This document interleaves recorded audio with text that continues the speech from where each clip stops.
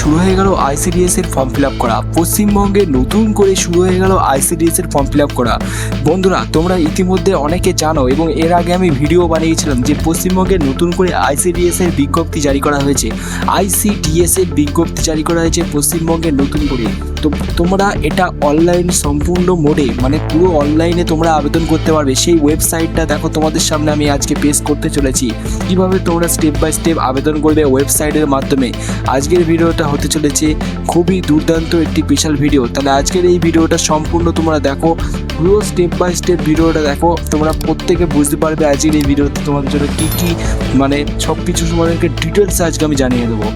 তো বন্ধুরা, এর আগে তোমাদেরকে আমি জানিয়েছিলাম যে আইসিডিএস এর নতুন করে বিজ্ঞপ্তি জারি করা হয়েছিল, কিন্তু সেই বিজ্ঞপ্তি জারি করা হয়েছিল প্রত্যেক জেলা ভিত্তিক এবং প্রত্যেক জেলাতে প্রত্যেক যে আইসিডিএস কেন্দ্রগুলো রয়েছে সেই সমস্ত কেন্দ্রের আন্ডারে নতুন করে আইসিডিএস এর বিজ্ঞপ্তি প্রত্যেকটা জেলা ভিত্তিক জারি করা হয়েছিল। এবং সেই জেলা ভিত্তিক প্রত্যেকটা জেলাতেই মানে প্রায় আবেদন প্রক্রিয়া শুরু হয়ে গেছিলো এবং সেই জেলার লিস্ট পর্যন্ত আমি তোমাদেরকে আগের ভিডিওতে দেখিয়েছিলাম। তো তোমাদেরকে আজকের এই ভিডিওতে আমি ফুল স্টেপ নিয়ে ফুল গাইড করে দিচ্ছি যে আইসিডিএস এ আবেদন করতে গেলে তোমাদের বয়স লাগবে 18 থেকে 35 বছরের মধ্যে হতে হবে। 18 থেকে 35 বছরের মধ্যে হলে ছেলে অথবা মেয়ে প্রত্যেকে আবেদন করতে পারবে। কারণ ছেলেরা কি কাজে আবেদন করবে আমি বলে দিই। ছেলেদের জন্য ডাটা এন্ট্রি অপারেটর পদে ছেলেরা এখানে আবেদন করতে পারবে।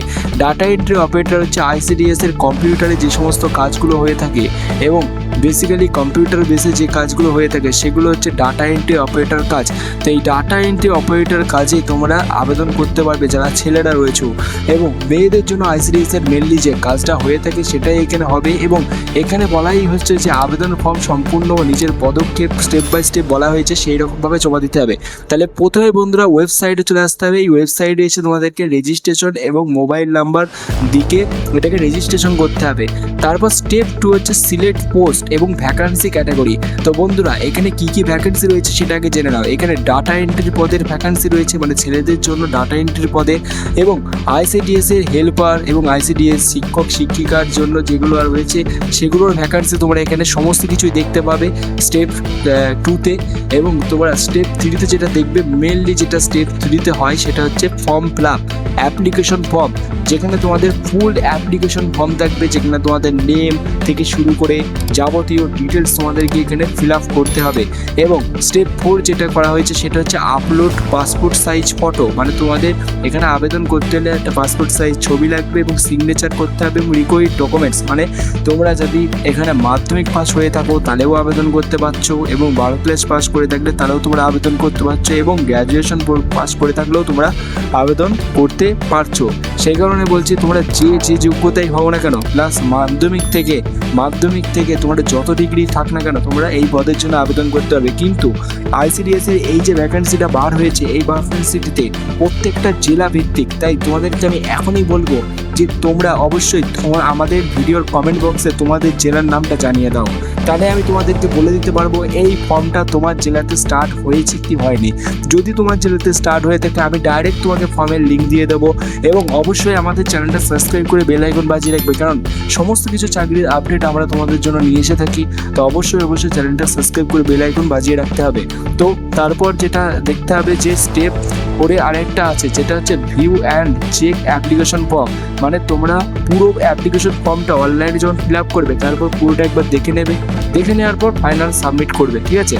তারপর গেট অ্যাপ্লিকেশন নাম্বার পাবে, মানে তোমরা এখানে ফর্মটা যখনই জমা দেবে একটা অ্যাপ্লিকেশন নাম্বার দেওয়া হবে। তার আগে একটা বলে দিই, এই যে এই ফর্মটা জমা দেওয়ার জন্য অনলাইন বেসে তোমাদের কোনো রকম টাকা পয়সা দিতে হবে না।